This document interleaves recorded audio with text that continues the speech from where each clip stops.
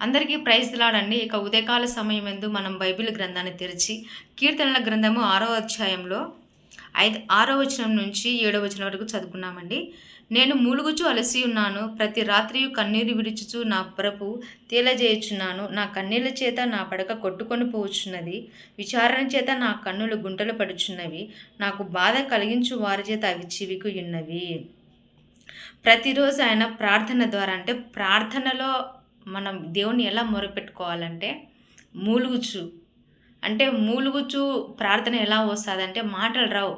అంటే ఆ మనుషులు అంత బాధాకరమైనటువంటి విషయాలు ఉంటాయన్నమాట. వాళ్ళు ఎంతగానో తన కుటుంబం విషయం కానీ, తన పిల్లల విషయం కానీ, ఈచ్ అండ్ ఎవ్రీ వన్, అంటే మూలుగుచు ప్రార్థన చేస్తున్నారంటే అంత బాధ. అంటే వాళ్ళు మాట్లాడలేరనమాట. మాట్లాడలేక దేవుని ఎదుట తన హృదయాన్ని కుమ్మరిస్తున్నారు. ఎలాగంటే మూలుగుచు, తన కన్నీరు విడుచుచు.